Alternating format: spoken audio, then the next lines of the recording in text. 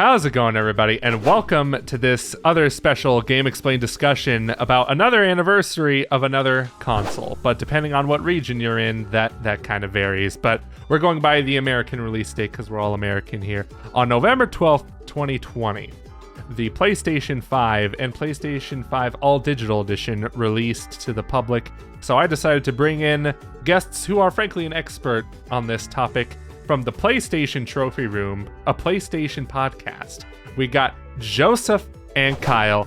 How's it going, guys? I'm doing fantastic, man. How are you? Doing well. Thanks for having us. Of course. I mean, I gotta bring the experts in because, of course, right?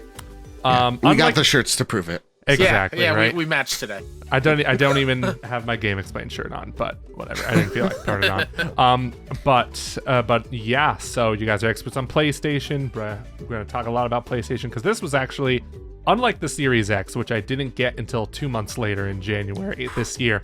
I was able to snag a PlayStation 5 day one. And can we just talk about how weird that process was? I remember. Oh, yeah. They said, like, you'll know when the pre-orders go live, like how many days or weeks beforehand. Nope, that didn't happen. Nope. Yeah, no. I think at the end of that showcase, I remember we were doing a post show on Twitch to our live reacts, and then the moment we were done, I called my local GameStop just to see if they had any pre-orders because everything was unfolding at the time. And they're like, yeah, we have like 6 left. And I've never hopped into my shoes and my car fast enough. I drove way too fast. It's a 15-minute drive. I cut it down to 7 minutes. And I got like the last one available for pre-order. Oh and my gosh. I've never been so happy because, it was a mess other than that. Like, it's awful. Mm-hmm. Yeah, Still is, kind of frankly. Oh, it's dreadful. For me, I have the card in the back. Jim Ryan personally, he thanked me. I'm one of the anointed. That's right. Oh my god! I got mine through PlayStation Direct that Friday, and it's the one I wanted, which was the all digital edition. And nice. What a crazy few days. And the thing is, that's even crazier is I know a lot of people have not been able to get theirs, and maybe you're not trying hard enough because I got 3. Just saying, people, audience. No way. Mr. You really got 3? Mr. Moneybags over here. You know? Here's the thing. Let me explain. I got one from Target, one from Walmart, and one from PlayStation Direct. I didn't actually know about the Target or Walmart one. Like, I forgot to delete them. But when they came in, I was like, oh my goodness, this is great. So we were able to give them to fans because we're not scalpers here. Of course. That makes it sound like you sleep pre-order. Yeah, that was a Target Walmart one I didn't even know about. They just happened. It literally showed up and it was just like, I was like, wait, I didn't order the disc edition. Oh wait, this is from Target. So like, yeah. My gosh. So I was, this was right after the thing too, right after the presentation where they announced the price tags and stuff. And I was annoyed at the price tags too. I was just like, man, you could have just like not made the digital edition $100 cheaper and punished me as a owner of physical media. But you know, a lot of people still stuck with the physical version, which proud of you guys, because it is just kind of like you want to have that 4K Blu-ray player. Like, let's be honest. Absolutely. Yeah, there's just a lot more you can do. You don't want that? You don't want it, Joseph? You don't want it? No. Wait, how many games have you had to rebuy got because the you have IMAX the disc version, Joe? Disney Plus does have the IMAX ones. That's right. A few, but like it's fine. I did that with my Switch too. I went digital and it's just so convenient. I don't have to get up and put the disc in. I literally, here's the first time I ever put the disc into my into a PS5 was my brother's. And here's the thing, maybe we'll tackle this first. The design of the disc version, atrocious, right? I put the disc in wrong. It's like you have to do it. Disc in wrong. Kyle, I don't know. They designed this thing weird. Because it's not like how you think you would. Because like when you're laying it down flat, you're thinking like the picture side goes up, but it actually goes down. No, and so it messes. Well, my dyslexia brain kicked in, and I'm like, all I'm just trying to do is install a Death Stranding into my brother's PlayStation 5. What is this? So I'm already above physical media. I don't even want to deal with it. I don't even know how. You've transcended. You've just like, all your discs dissolved into ashes. They know snapped. Yeah, exactly. But for me, it was like I somehow got a link from my good friend Scott. Okay, I don't know why Scott is such a wizard. He always sends me links to things that work, like things that everyone's just trying to buy. Is just like, oh, here's a Walmart link, and then it worked, and I'm like, no way. But I was also nervous because orders were getting canceled, especially at Walmart. So I was just like, for months, I was just like, please, please, please give me my PlayStation. And then it showed up day and date at my door. So thank you, Walmart, for being on top of that. It was a stressful time. Is Scott secretly Wario64 and he sends you the link before he tweets it out? I kid you not. I think he is. That's good. That's good to know. All right. Yeah. So that was a hectic ordeal, but I think I know a lot of people watching this are going to be like, well, you guys, didn't even know the PS5 existed. Or like, I don't even know if the PS5 is real, because a lot of people even said that about the Series X, because it is just really hard to get these new units, these new systems. So if you haven't got a PS5 yet, I'm rooting for you out there. Just like, keep on trekking. Yeah, keep on trekking. Likewise. Guys. It is really difficult. And, shout out to like everybody who is absolutely trying their hardest to get these onto the virtual store shelves, because it is a bit of a mess. And we're seeing retailers try to maneuver around that. Right. Like with GameStop being like a pro member. I know Best Buy has the weird that's kind of awful. atrocious. Let's not talk about the Best Buy version. Or you have to subscribe to like a ridiculous price per year just for the opportunity to then buy a PlayStation 5. It's way too much. But I do like the PlayStation Direct Q. Yes. Yeah. And maybe just because it's worked for me, but they're trying. Right. I haven't tried the PS5 Direct Q, but I hope people have gotten the PS5. So it's so weird. It's just like you're getting the honor of buying a system. Not like you're getting the honor of getting one like for free or something. But yeah, let's talk about this PS5. What a year it's been for this system. Like, if you compare year one of PS4 and year one of PS5, it's almost night and day.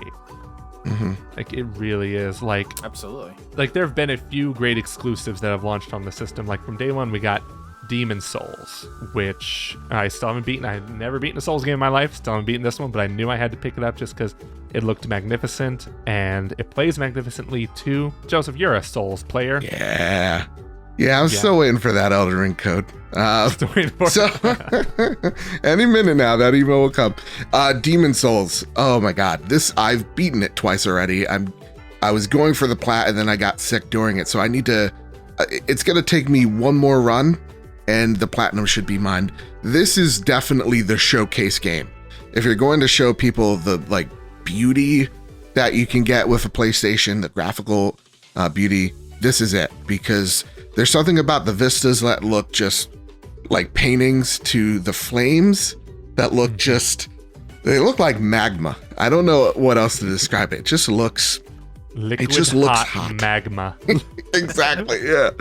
And in the spells, oh my god, the particle effects in this game is also really incredible. This is actually one of my favorite games on the system.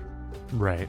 And every game that's released like exclusively on PS5, like a lot of these games that have come out, they've also been PS4 as well. Demon Souls isn't one of them. A lot of the launch games were PS4 alongside as well, like Spider-Man Miles Morales, like Sackboy, which I still haven't beaten, but it's a really good platformer. But Bugsnax, of course. Yeah. I regrettably have not sunk as much time into Bugsnax as I should. It's fantastic. It is fantastic, isn't it? Yeah. But just think about the year one lineup. Like, there's of course the third-party support is there. We don't need to talk about that too much, but I think after Demon Souls was Returnal, which was the next big PlayStation 5 exclusive. Well, no, actually, sir, it was Game of the Year contender Destruction AllStars. That's right. Forgot all about Destruction AllStars. We did a video about Destruction AllStars as well, so there you go. That was a game I wasn't super into for a long time. It was a PS Plus game too, wasn't it? Yeah, it's such a weird pricing structure that game had off the bat, where it was $70, then it got delayed because rumor has it the pre-orders are super low on it, and then it came out in February as a PlayStation Plus game. Then in March, for 2 months, I believe, right? Yes, and then in March they discounted the game to $20 launch. This has to be the first or maybe second like thud if you count Godfall in there. Of like this, what we usually assume a launch game to be is like kind of like fluff to kind of show you the ideas that, you know, devs are working with. This game had promise if it just, silence on my end. If it just had weapons, if this was just Twisted Metal. But go on, continue without me. Because waiting for the seconds to go by. I think the character design and the characters themselves are awesome in Destruction AllStars, and the cars are cool. But yeah, I feel like the maps weren't as fun as they should have been, and just the minute to minute gameplay wasn't entirely something you want to attach to and keep going back for. Right. Yeah. Yeah, it just wasn't a game really for me. And, you know, a lot of people compared it to Twisted Metal, and it's just kind of like, why don't we get another Twisted Metal game? But hey, we're getting a Twisted Metal TV show with Anthony Mackie, so there you go. Yeah. There you go, Twisted Metal fans. But I also want to talk about another game before we keep going further, because I totally forgot. PlayStation 5 came with a free game, Astro's Playroom, which incidentally, in spite of how short it is, because, you know, it's a free pack-in game, already is like just one of the best platformers like of the generation. Like, okay, Joey, I got a question for you. I'm so sorry to interrupt. So sorry, but this is important. If you were to show someone a PlayStation 5 right now, the first game you would pick, to me, has to be Astrobot. Yeah. Right. Correct. Thank you. 100%. I agree. You're not gonna argue with me. Yeah. No. Because I know where you're going with this. Our good friend Andrew Simichak said no. It's a bad game. And I was like, were you kidding me? What did he say? No, he said it was a bad game. He said it was a bad game. Okay. I know. Don't trust Andrew. Nope. As the reason why I love Astro's Playroom, and I think it is the go-to to show off with PlayStation 5. Not only does it have like the love letter to everything PlayStation in it, which I absolutely adore as a lifelong PlayStation gamer, but like you fully understand why the DualSense is special because of Astro's Playroom. And I think the DualSense brings so much life into PlayStation and this new gen of systems. Like, I think that is the thing that sets it apart from the PlayStation 5, apart from anything else. I had the cool moment of passing the controller to my brother because his PS5 came first. And so, like, when we were playing Astro, we were like, yeah, just plug it in. I hear great things. And when, you know, how the game boots up is it slowly loads the DualSense and you feel the load into the controller. And my brother was just like, whoa, Joe. And he's like, you got to hold this thing, man. And it was another level. That's something that we talk about on the Trophy Room a lot when we're talking about games. Is like how the haptics are. And Astro's Playroom is always the level that games have to meet. And just on top of that, it's a terrific platformer. To me, it rivals some of what we've seen, like Mario Odyssey. Yep. To me, and that's high praise. I mean, I don't think that's a super hot take, really, because it's totally up there. My only complaint is that it's not longer. So I really hope like we see another Astro platformer in like the same vein of Playroom. And I'm so mad because I want to play Astrobot Rescue Mission, but I don't have a PSVR. So that is just kind of like, wow, like this is just amazing sort of 3D platforming, and not even just 3D platforming, but also like demonstrating just how great this controller is, how great the system, like the graphics on these games can look. And it's the reason why I get so mad when games don't have gyro aiming on PlayStation 5. Astrobot has gyro aiming. What was Immortals Phoenix Rising's excuse? I could do gyro aiming on the Switch version of that game. I can't do gyro aiming on the PlayStation 5 version. What's going on? I'll write a letter to Ease and he'll ignore it. So. Exactly. But moving on to the other games that also don't have gyro aiming, Returnal. Which, you know, it works for that game, right? But it's been a few months since that game came out in April. I still don't know what the heck that ending was all about at all. And I got the is it the true ending? I don't even know anymore. But I still don't know what that game was about. But and I think that kind of adds to it in a way. Like the allure of Returnal, of what's going on to it. Like, yes, both Joe and I have also platinumed it and seen everything. And it takes a while to sink in what the story is, and I still have questions. But I love the way Housemarque weaved that story into it, which is historically, like, Housemarque games don't have a story like that at all, really. They're mostly like high score, chasing type of twin stick shooters. And I think for their first like story heavy game, I think they nailed it with Celine's unending nightmare. I agree. Yeah. Shout out to the voice actress. Yes. She also voices in Hitman, she's your That's right. She's the partner. the lady in the lady on the Yes. couch, right? Yeah, that's right. She did fantastic in this role. And when you're picking up different audio tracks, this is a one person show and she's just nailing it. Like you can see her, feel that she's losing sanity as she goes deeper and deeper into this mystery. It is, for people that want like the elevator pitch, it's like Memento met Kojima met, aliens in a sense. And so and Doom, it's kind of, yeah. Yeah, it really is just such a great story that people often overlook because the action is so great. It is fast paced like Doom, but also incredibly difficult, which is why we didn't see too many people, finish it. But to me, it is Game of the Year worthy, or at least to talk about, because it is fantastic. Right. Yeah. I actually reviewed it too, so it's interesting trying to review this game like pre-launch, because it is like, okay, I had to literally ask like people from IGN, like, how do I get this true ending? And thankfully, shout out to Mitchell for giving me that information on how to do it.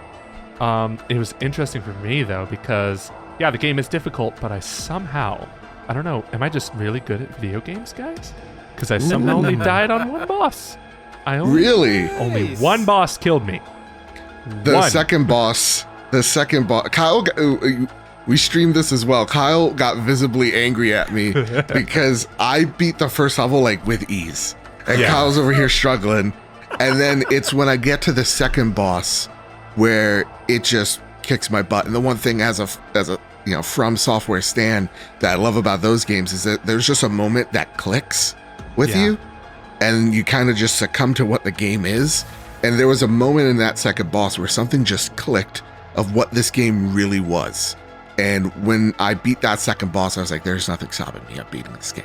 And in addition to like when you find the layout and you understand what parasites you want to benefit your playstyle, and especially weapon, shout out to the Hollow Seeker, the only weapon you'll ever need in Returnal. It becomes second nature, and you're just flying through those levels. Right. Yeah. For me, the boss that I think I actually died twice on this boss. It was the third one, I believe, and that was just like when like everything changed, the floating platforms and everything. I was like, whoa, this is nuts. Yeah. I think that's one of the most infamous bosses, mixed with the fourth boss, which is the organ, and that's all I'm saying from there. That's so cool. Is organ boss. So cool. My goodness. So awesome. Was he? Okay, I'm going to say a little more. Was he playing Don't Fear the Reaper? I think he was. I don't know. I can't say. People yell at me. That's right. I'm just like, guys, it's been half a year since this game came out. Relax. But I get what you mean.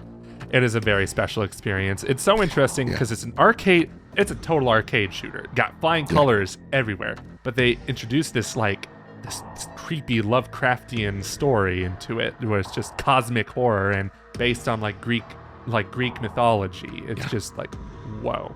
Like I said, don't know if I fully understand the story, but that's kind of part of its charm, because it's like cosmic horror is all about what you don't know, and there's a lot you don't know what's going on in this game. But absolutely. And I think after this game was the next big PlayStation 5 exclusive, Ratchet and Clank Rift Apart, which to me, it was one of those games where it was really good, it was fantastic, but when it was over, I kind of just didn't think about it much more. Because it's a Ratchet and Clank game. It's like gameplay is super fun. It's one of those games where it doesn't try too much to really like revolutionize the genre that it's in, and that's okay because it sets out to do what it does really well. Yeah, I'm kind of there with you. I really loved Ratchet and Clank Rift Apart. I love the new characters that they introduce. And the story is very much like, it's a Ratchet and Clank story. This thing it's made for kids. And if you have a young daughter, she's going to absolutely love it. Rivet is phenomenal. And I just love her design. I love her mechanical arm. It's so dope. But yeah, this game is, yes, more Ratchet and Clank, but with the features that they want to really show off. So like that fast SSD when you're loading into the levels, the haptics or the adaptive triggers as well. The one thing that I got a lot out of that game also was the sound. So the 3D audio, that Tempest engine we're always hearing so much about, I got a good sense of it there. I could really tell where an enemy was by just the direction that I was hearing them from. So I really loved Ratchet and Clank, but to me, though it is on my like top 5 games that I've played this year, I don't know if it's I don't know if it's fighting for, top spot right now. Yeah, I agree. I loved Ratchet and Clank Rift Apart, like, wholeheartedly. I think that would probably be the game I would show off visually for people who want to see a PS5, because it is drop dead gorgeous, and the ray tracing on Clank alone is worth some marveling.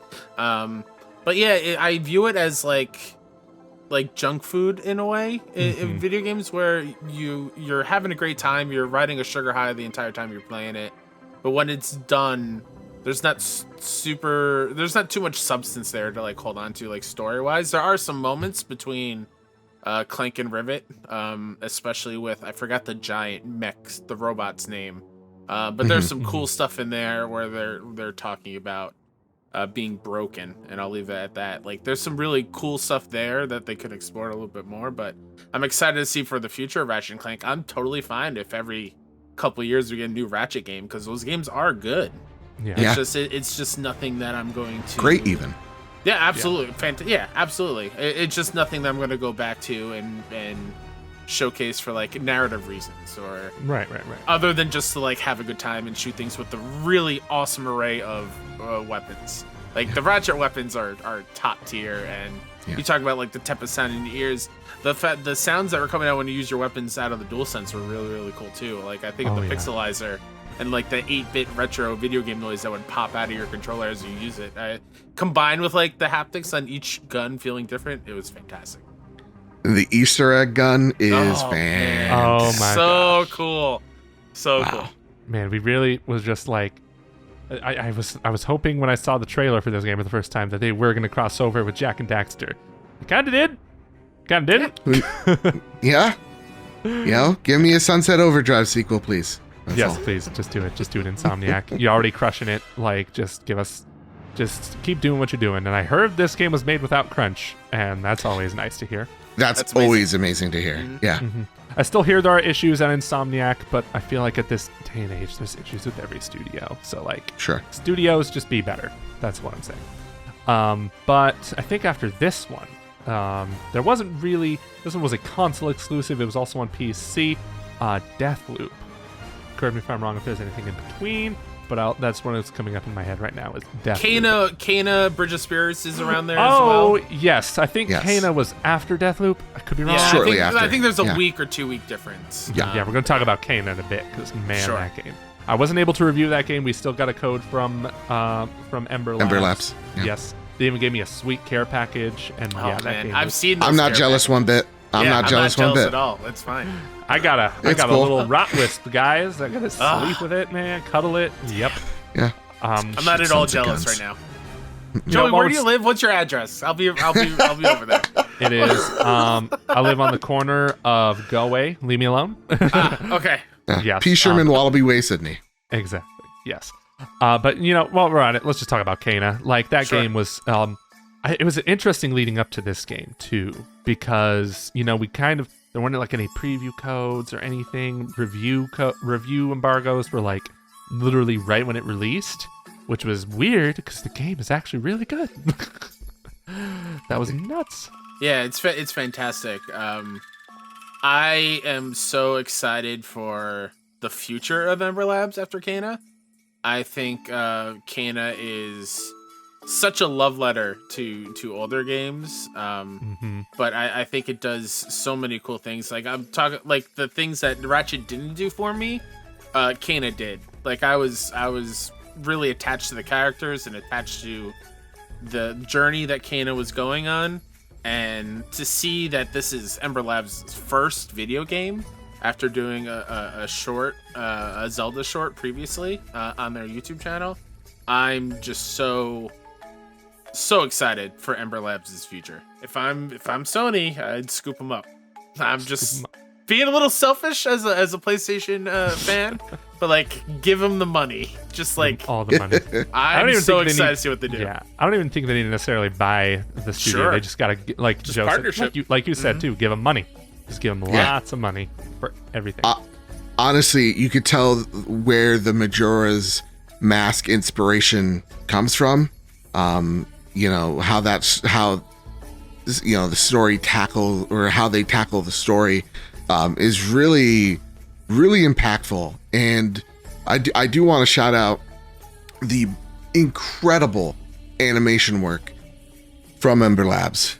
Everything does just feel, it does feel like it's a semi AAA game. And you'd be surprised if they're like, yeah, this is like a team of 16 people. Like it's incredible. I think it gets some knocks for its level design. Yeah. And I give them a bit of a benefit of the doubt there. It's the first game. And I think what they want to do, or what they set off to do, which is make a, love letter to Majora's Mask, to those old classic platformers. They did a great job, while at the same time taking the modern elements that we've seen from platformers and put that in the game as well. The only thing that I disliked about Kena was there was no waypoint system. And you could get lost in that level pretty easily. So if there's only one knock, it's that, and it's so tiny. I genuinely loved my time with Kena. There was a glitch I encountered near the end of the final boss. I think if I did the move where she like did the force wave thing, she would get stuck in that pose and become invincible. So I don't even know so I'm questioning myself, saying, did I beat this game? Did I do this right? Did I cheat by using this glitch to my advantage? But well, Joe in some ways also took advantage of a glitch in Kena to get the platinum. I unfortunately was too late to that game, so I don't think I can beat it on master difficulty because that game is hard. Surprisingly difficult at times. Yeah, I didn't realize that the blue flowers during like bosses and like not just bosses but like enemy encounters heal you. So I realized that like a little halfway through my experience. So, but that game's really good. I don't know if it's like in the my top 5 like games of the year or anything. I still need to work out that list, but it's definitely in the top 10. Like that is a really for sure. excellent game. For indies, it's definitely up there for me. But game of the year wise, I mean, we could talk about Deathloop. Yeah, let's talk about that game. Is incredible. Yeah, I'm a little mixed on Deathloop. I'm going to be real with you. Oh, really? It was like Ratchet and Clank, where it was like, it was really, really good, but I think I just beat it just to beat it. Like, I didn't really like have any like sort of, I'm really playing this a lot because I'm enjoying it. I'm kind of just like, okay, at a certain point, I just was like, all right, I want to get to the end, see how it ends, to the point where it's like the task, I feel like just getting to the end was an accomplishment of itself, because I felt like the ending was super like abrupt and kind of just like, that wasn't really satisfying at all. But I was still satisfied with the fact that I beat it, because it was it is a very definitely unique game in how it's designed. It's kind of a roguelike, kind of not, because the levels don't really change. It's the same every time, but it is about getting information and beating these people. Yeah. To me, what Deathloop really is, and it's the same reason why I love Hitman 3 this year as well, is it is a puzzle game that is its facade is that it's a shooter. Yeah. Right? It's like a puzzle you solve with guns. And so, the levels may not change drastically during the days. There are some areas that open up, some areas that don't, some that, get snow covered. But it's really the enemy placement and the things that you need to solve those puzzles are throughout the whole day. And the whole point of the game is you have to kill these 8 people that are in this island in order to free yourself to break this time loop. And there is someone here that doesn't want you to break the time loop. And why they don't want you to break the time loop, or why they have such an issue with you, is a mystery of itself. And so to me, where the story isn't the story isn't revolutionary by any means, but it's how they tell the story that is just so unique that had me keep going. There is one problem that I did have with the story, but that's a spoiler thing that we could talk about at a later date. It's just a weird thing that rubs me the wrong way. But other than that, I think the game itself is fantastic. The other issue that I have with it is I think stealth is incredibly overpowered. Right. So to me, I really love Deathloop. It is a must-play game if you're a PlayStation 5 owner. And it's definitely up there in the conversation for me for Game of the Year. Yeah, I haven't finished it. I started it, but things were happening, so I haven't gotten a chance to finish it. But from what I played, I can kind of sense what you guys are talking about. I do so appreciate Arcane because the style in every single one of their games is still present here. Deathloop is such a cool world to explore and experience, and the weapons are cool, the powers are cool. I'm excited to keep going, but I'm curious as to where it will fall. Like whether it cracks my top 5 or not is going to be interesting. I agree. It's probably in the top 10 for me. But it was kind of just like I did it and it was over. And I wanted to move on to other things, but I gotta say the voice acting in this game was incredible. Top notch. It was top notch. Like just the banter between characters and the fact that Cole was like, he wasn't like a straight up badass. Like he screamed like a little girl at times, and it was hilarious. And Juliana as well. She is so menacing. I love her. Oh, it's great. Yeah. But I don't know if there was any more like straight up PS5 exclusives. Like there were some indies in there too. I have yet to play Fist, which I hear is a really good Metroidvania.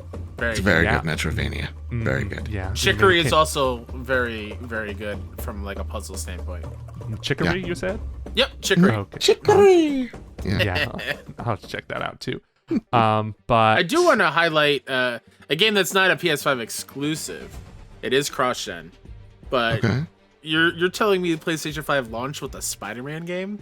Yes. And it was so good. Even in like the 8 hours that Miles, if you took your time with it, 8-10 hours ish. Yeah. The story it told is so impactful, and I'm kind of okay with having bite-sized Spider-Man adventures that are around the same length, like for like forever, really. Like bite-sized superhero games like that is awesome. Well, I hate to break it to you, but Spider-Man 2 is gonna be a big game, and I'm totally fine with that. I'm totally fine with that, Joey. It's just,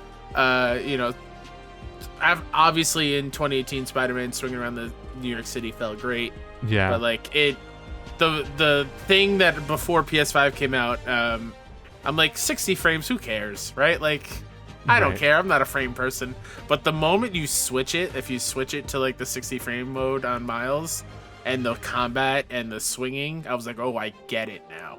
Yeah. There's no going back. There's no going back. And man, Miles is so special. Yeah, launching with the Spider-Man game and Demon Souls, both like technical showcases. And a free pack-in of Astro's Playroom. What a launch. Absolutely. Exactly. Yeah. What a freaking launch. Like, I need to pick up that Spider-Man remaster at some point where they changed Peter Parker's face, man. I don't know if I'm okay with that. But yeah, I actually didn't turn on performance mode until they released performance RT mode, which is just like, thank you for that, because that's the only reason why ray tracing looks so good in that game. I love how like the reflections, they're all there, and then when performance RT mode came out, I'm like, yes, this is the perfect balance.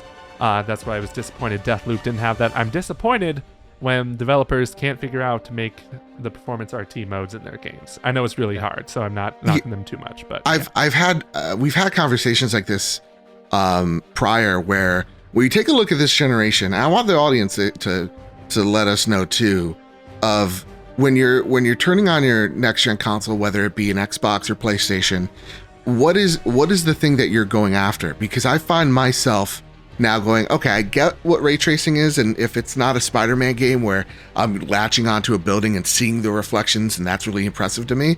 But to me, I think that most people are going, you know what? Having reflections on puddles is great and all, But I'd rather have this game be at a smooth 60 with a checkerboarded 4K or just at 4K itself, where I think that is the true next gen thing that's unlocked for so many people is this. The 60 FPS is a game changer. And for us console owners and for people that own PC that have been doing this for years and don't understand why we're so blown away by it, I think that we've finally seen the light of like, oh yeah, no, things become so much smoother. Animations become so much smoother with performance mode. So yeah, I'm with you there. I'm like for Miles Morales, like that was like the one exception where I really wanted the ray tracing for that game. So I didn't really go to performance mode until they implemented performance RT mode. And even though Deathloop had ray tracing, but it was capped at 30, I went with performance mode for that. Like, I didn't really care about the ray tracing of that game at that point. This is the kind of game I needed my 60 frames per second. And that's why I'm just so glad, like, almost every next-gen game that's come out, like this gen, like, we're still calling it next-gen, guys. Let's just be real. Has a performance mode option. Like, I was just so happy with that. Kana had it. And, like, I can list them all. They all had performance modes. And even games like I'm revisiting Death Stranding, I think that's only, the PS5 is only 60 FPS. I don't know if they have like an enhanced resolution. Yeah. It's beautiful. Death Stranding on PS5, we don't want to skip that. Oh my God. The vistas. Ghost of Tsushima 2 I need to visit again. Oh my God. It's one of the game of the generations alongside Bloodborne. Yeah. Exactly. Which we need. Still waiting for that Bloodborne remake or remaster, whatever. Blue Point, get to it. Get to it, Blue Point. We're going to have a discussion on this week's trophy room about that, because I don't think we need a remake of Bloodborne. That's all I'm going to say. It just needs more Bloodborne. It just updated patch is fine. Yeah, exactly. I'm with you there too, and I'm glad we're seeing this with the PlayStation. Now, of course, not just the PS5, but on Series X as well. We're seeing these games get like 60 FPS patches. Like, I'm so glad Horizon Zero Dawn got that patch, because I'm trying to revisit it before the new game Forbidden West comes out. I think Uncharted 4 is finally getting it. God of War has it, I believe, too. Yes, God of War has it. That 4K 60. It's just so good. Now all PlayStation has to do is fix their transfer system. And that's what I think is the biggest negative that I have with my PlayStation, because this is my place to play. I have both the Series X and PlayStation 5, and 9 times out of 10, I'm playing on a PlayStation 5. No disrespect to Xbox, they do great too. But the one thing that I just can't stand is, Xbox got smart delivery. We here at the Trophy Room call PlayStation's delivery dumb delivery, because every game's different. Every game, sometimes it's simple. Like Ghost of Tsushima, all you have to do is in the game just hit transfer save, and everything comes with you. But there are some games that it's a convoluted mess. Like Death Stranding it boggles the mind. And so I think the one thing that PlayStation hopefully improves on in 2022 and beyond is, how do we transfer games, live service games, or games that are getting that fresh upgrade? How do we make it easier so that those PS4 games can talk to the PlayStation 5 and go, oh, this is a PlayStation 4 game? Well, we're on a PlayStation 5, so now we're just going to turn this bad boy into a PlayStation 5 game. Right. That is the thing that PlayStation desperately needs, because it is cumbersome. It is cumbersome. I remember that being a problem with Crash as well, like Crash 4. Like, I was like, wait, why isn't this as easy as 1, 2, 3? I had to like do a bunch of stuff. I literally had to uninstall the PS5 version, reinstall the PS4 version, and then don't you dare install the PS5 version until you get that PS4 version transferred. It was a mess. It was an absolute mess. That was me with Borderlands 3. That upload transfer thing was awful. It took me like a week to get it fixed because it wouldn't work, and it still isn't fully working. Like, it's supposed to auto pop all the trophies. I'm a huge trophy hunter, so I apologize everybody, but like, minor complaint, it's supposed to auto pop all the trophies. It only auto popped like 5, and I had the platinum in the 4 version, but on PS5 for some reason it gets capped at a certain point. I'm like, oh my god, that's nuts. Come on. I think that there was a lot of, I'm sure Series X had problems too, but I really haven't had any problems like that with my Series X. PlayStation 5 has those issues. I wish PlayStation 5 had like like what is it on the Xbox? You can just not smart delivery, but when you're jumping between 5 games at a time.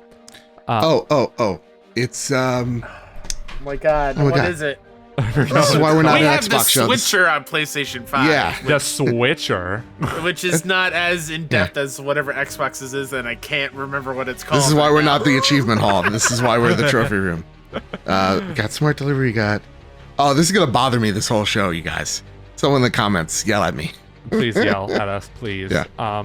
But yeah, they Quick had resume. the games. Quick resume. Got Thank it. you. That was Thank going to you, bother Joe. me for the rest of the night. I was just about to Google it because it was bothering me so bad.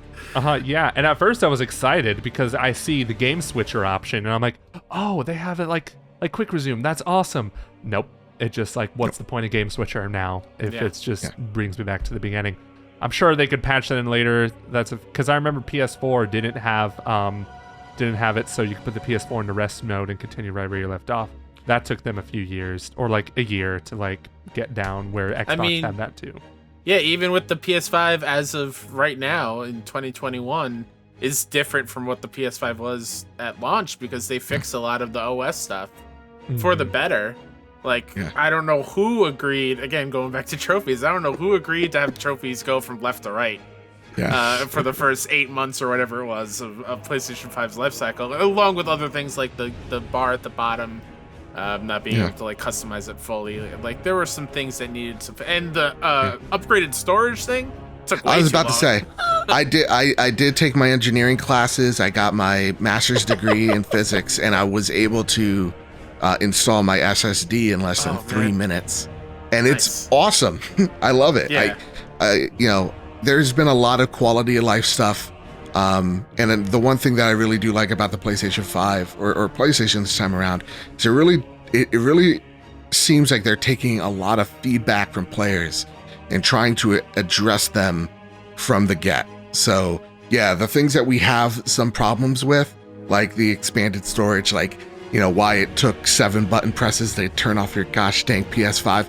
A lot of those issues have been fixed.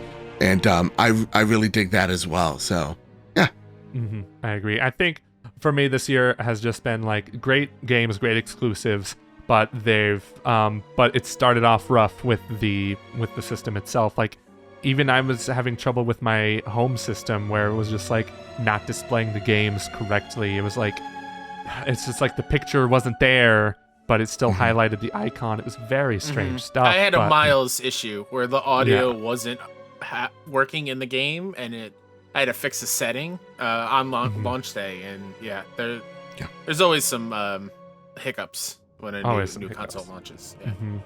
Yeah, but at least nothing exploded, right? At least for me. Thank God. I'm not sure. I don't know if one of your few PlayStations exploded, Joe, but Let me look at all of them seem pretty fine. Mine I gotta check my throne of PS5s that I have with that. No, they're doing. I just imagine a Game of Thrones like PS5, but it's like a Game of Thrones throne, but covered in PS5s instead of swords. Yeah. That's nuts. That system is huge. It's made of Move controllers. The backing is. Oh man, and we're getting a new PSVR system coming soon, and that reminds me. I asked this on the Xbox episode, the Xbox episode, whatever. What do you want to see for the PS5 this next year? It could be a game, could be a game announcement, could be a feature, anything. Kyle, you go first, my friend. Oh man, this is tough. Do you want me to go? I feel like I know what Joe's is going to be. Yeah, exactly. Tag me in, Kat. Tag me in. No, I think what I want from PlayStation is I want them to seriously take a look at PlayStation Now and think about bundling it with Plus, because I think PS Now is a really great service that I think a lot of people still think about the slow start to it or the lack of messaging that Sony did at the start of it, and they think of it like it's a throwaway thing. There's a lot of really good games on that service, and they're slowly making the changes to make it worthwhile, but they still need to have it being put in more people's hands, and the ability to download the games would be amazing. Because internet is different for everybody. So I definitely do want the PS Now to get a serious push and more accessible to people just to try it out, because it's definitely well worth the time and the money. Those are safe bets. That's a safe answer, Joey. All right, I'm gonna give you Bloodborne. What is it? Bloodborne VR? What are we doing? Whoa! We can't just. We gotta warm up to it. Joey, do you know as of recording, it's been 2,423 days since the launch of the original Bloodborne on PlayStation 4. The game of the generation. I know, it's crazy. I just want acknowledgement. I just want Sony. It doesn't even need to be a trailer. It could just be Shuhei on a TikTok just going, "We're making it," and then just end it, and I'm fine. Like I'm excited. I truly think Bloodborne's coming back. I think people have to gear up because it's not going to be a From game. I think it's going to be a Blue Point game. But I have faith, and that's what I want to see. The jokey one as well is I want to finally know what Blue Box Studios is actually doing. Where are they going? What's Hassan cooking? I'm tired of it, and I just want answers. And then the serious answer is absolutely that what Kyle said. I want a Game Pass, not competitor, but a Game Pass like service. Yeah, alternative. Because I do think PlayStation Now is a good service that has the opportunity of being a great service. And while we know that PlayStation can't go toe to toe on the game, day one Game Pass game, I think they can do something really special with that service. If Game Pass is Netflix, why can't PlayStation make a Hulu? Right, that's true. Why can't they make a Peacock? Don't make a Peacock. Don't do it. Don't do it. You just reminded me. I got to cancel my Peacock Premium because that's how I watched the new Halloween. And it's about. Oh no, I'm running out of time. Anyway, here's what I want to see. Yeah. Give me quick resume for PlayStation 5. Just give it to me. I have 3. So like most realistic, give me Game Switcher. Like make Game Switcher an actual Game Switcher. Sure. Not as kind of a pipe dream, but I feel like it could happen. Resistance Trilogy Remastered. Oh, Joey, thank you. Yes. I was, in addition to my other one, I want Sony to be more investing into exclusive first-person shooting games for PlayStation. Yes. We need that to make PlayStation be where PlayStation truly has everything to offer. Right now, exclusive first-person shooters are just not a thing PlayStation has. No, it's really just story-based, like 3D, third-person action games, and Resistance is well worth it. Please bring it back. Resistance and or Killzone, like for the love of God. Like, but if you can't do any of that, why is the PlayStation 5 not backwards compatible? Drives me nuts. Like just PS4 games. Like I know the PS3 hard system to emulate, all that stuff, blah blah blah. PlayStation, you have millions of dollars. You're telling me you can't figure it out? Yeah, there's emulations running on the Series X that do it. So, and that's a good point as well. When we talk about this service that we'd want, I think that would be a great way to bring people in. That's the PS Now that we want. It's just like the gigantic catalog that PlayStation brings to the table of all these great library of games from PS1, PS2, PS3, PSP, if they're even crazy, and Vita, and put it on a collection that you can play no matter what. That's the dream. That's the dream. It really is. And the one last thing that, I'd like to say that I'd like to see more of. All right, everybody, get ready for the dislikes, Joey. They disabled it for a reason today. Whole slate, bring them to PC. More people being able to play the games that I love. Mm-hmm. I dig it. We dig it. Yeah. And that's what it seems like PlayStation digs as well. And I see a lot of people dragging their heels on it by saying that somehow this makes their games less special, when in reality, it just funds that developer more so they can make more of the things that you love.